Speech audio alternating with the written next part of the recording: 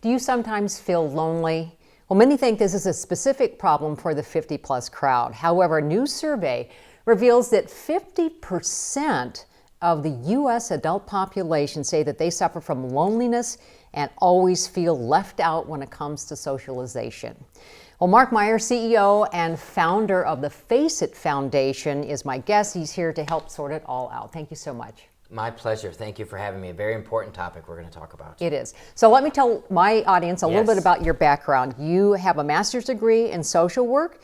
You have taught and lectured on depression to mental health professionals hundreds of times across the U.S., right? Yes. And then you're on staff at the Department of Family Medicine and Community Health at the U of M's School of Medicine. Correct. But you believe that your own experience with depression that has the best positioned you to run the Face It Foundation and then help the men who come through your doors. Yes. And that's what you see. Yes, and my own experience, my own challenges with loneliness, and some of the things that I went through, and have certainly the challenges with depression.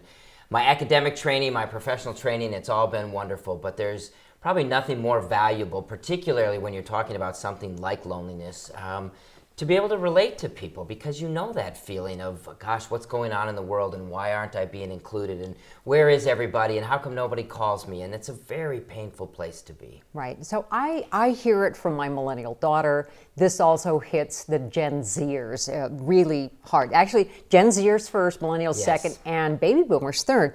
So this was a Cigna survey of 20,000 people, all ages. So the takeaway here from this is that more than half of the survey respondents, so 54%, said they always or sometimes feel that no one knows them well. And that's the key right there, knows them well. 56% reported they sometimes or always felt like the people around them are not necessarily with them. And then the third one is 2 and 5 felt like they lack companionship, that their relationships aren't meaningful, there's that word, and that they are isolated from others. And if you think about the implications of feeling as though people don't know you, people aren't engaged with you, and I don't know how to create a real connection with you, as a natural byproduct, we have a lot of people who are struggling and a lot of people who are in pain. And how did we get here? It's a complicated equation, I would imagine. This all bases out of the UCLA loneliness scale. And I think we live in a time, and certainly for some of our younger folks, they're very isolated because of maybe some of the social media, some of the. I too have kids who are younger, and I look at my middle son who's 19, and he finds all his companionship through playing virtual video games. Interesting. And is connected via the internet. And so never really interacts. I hear him talking through his headset to people all across probably the world. I certainly know the country, but yet never really engaging and connecting. So it really does come back to, how do we take that first, so we think I've heard people talk about that, it's because of all the social media, and it's not that. Right. It's, so I think of social media is a tool, like any tool. And how we use those tools is probably going to determine the degree to which they help us or can hinder us. But I think loneliness, so much of this stems back, and I always read these studies and I'm fascinated by them.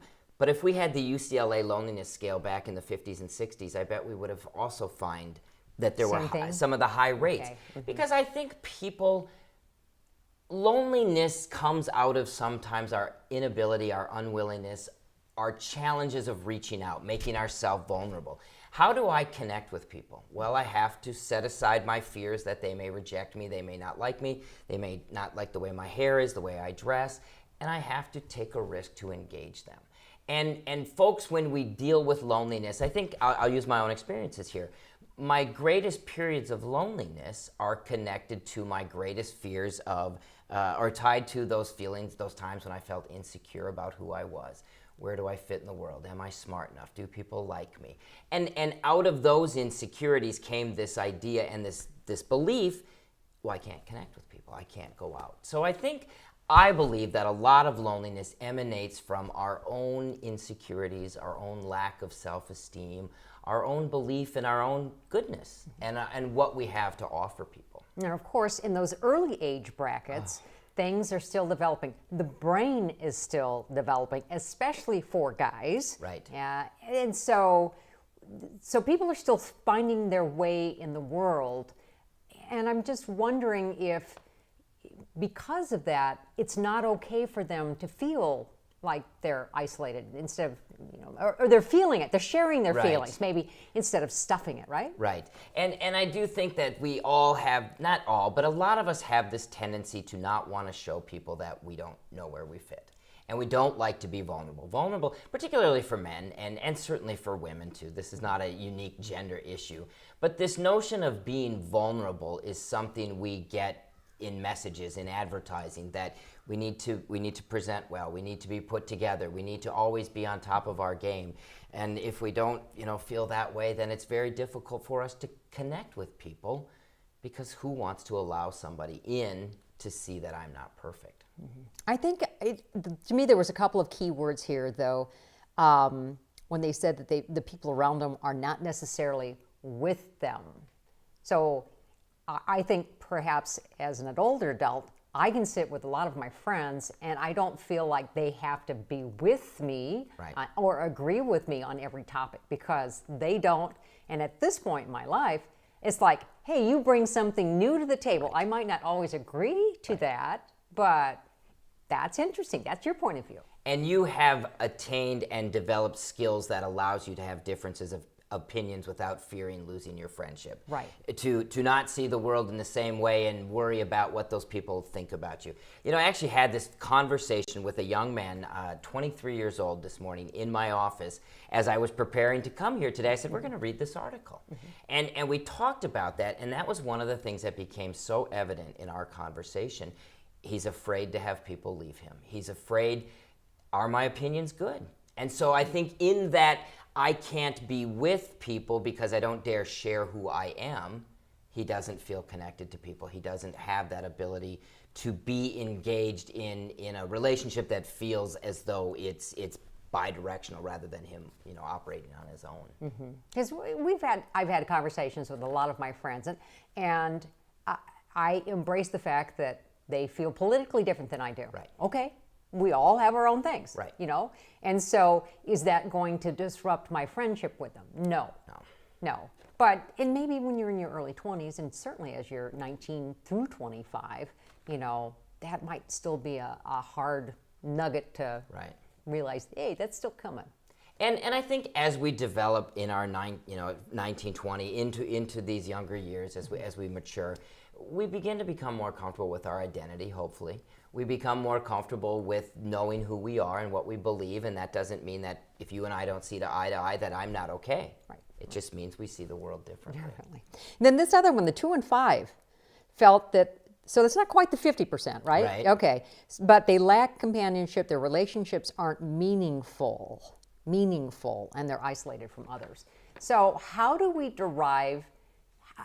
help our Gen Zers and our millennials have meaningful relationships? I think the root of a meaningful relationship, so you think about meaningful and you can think about the word intimacy. And intimacy doesn't necessarily mean a romantic relationship. Friendships can be built on intimacy. And at the root of intimacy is into me see. So me letting you see who I am. And when we struggle, or if we're concerned about, do we look right, are we driving the right car, all of those things that we've alluded to earlier, if we won't truly let people see us, the meaning we're going to have in that relationship is never going to be there, because we're presenting a false self to other people. So what I try to teach, and so I have a 21-year-old, a 19-year-old, and a 16-year-old.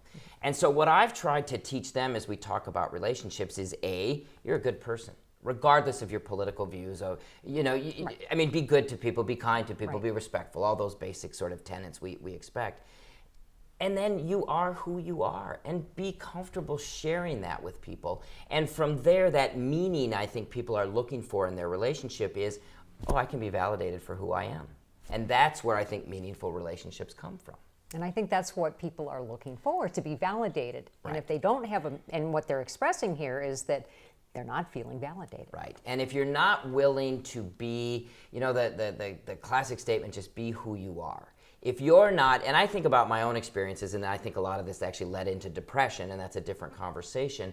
But I was so busy trying to present a front of who I was. And so none of my relationships ever felt real because, well, for this person, I better be this way. For this person, I better be this way. For my job, I was never comfortable with who I was. And therefore, I was constantly living a lie to some degree. And so I never got any meaning from my relationships because I would never even give you a chance to validate me. Because I didn't even give you the real me. I gave you the me I thought you wanted to see. Interesting. Yeah. And I've seen that in other relationships. Of course, none of those are true friends with me now, but but you do see that. Right. And then finally that they're isolated from others. And it seems to me that in this world of being able to pick up your phone and being able to text somebody or, have a conversation on the phone with somebody, and a lot of people aren't doing that, they're just texting. But it seems like they're complaining about being isolated from others. And it seems like in this day and age of social media, how is that possible? Because if you just want to do one thing, all you have to do is do one thing, and all of a sudden people will start responding, especially if it's a negative comment. Right, sure. Yeah. Get lots of attention that way. Exactly. But I find it interesting that they feel isolated. And to me, isolated is, it doesn't matter, they haven't found their voice maybe. Right. And so as a result of not finding their voice, it's like they can't share their voice. Right. And I think we are so, I'll use my experience with my kids, and we're so quick to blame technology and cell phones and all of these things and social media as the root of all these challenges. And like you just said, really all these things do is give us greater access to people if we're willing. Right. If we're comfortable, if we are coming from a place of security, then I'm not isolated because of my phone or my social media. I'm my own unwillingness, my own fears to reach out to people. Mm-hmm. And I think isolation is that one. Loneliness, we could probably argue based on time and technology. Isolation, I think, is something people deal with since time began because we want people to come to us, but if we don't reach out, we are going to be isolated. And that, to me, it's really isolation is that first step you can take is to take that risk and say hello to somebody, send a text message thinking of you, whatever it might be. I think you and I met in 2009, right when you were starting your Face It Foundation. So tell me about that. You had a mission, and you have seen that mission through. So Face It really, by and large, was designed to bring men together, to fight loneliness, to fight isolation, to fight depression. And what we've done since I first met you, and I can almost remember one of the first times I was on with you on the air, and we had a great idea, not a whole lot of products, and now all of a sudden Face It has 13 men's groups that meet on a regular basis. We have 125 men that come through our doors for meetings every month. We have connected men. We have friendships that have spawned all across the metro area because these guys have met each other at Face It. And a teaching component too, right? And we do education. We do we have a group for spouses and partners of men who deal with depression because they deal with all sorts of issues as well. Mm-hmm. So Face It has really come a long way since we first sat down, that's for certain. Yeah, that's great.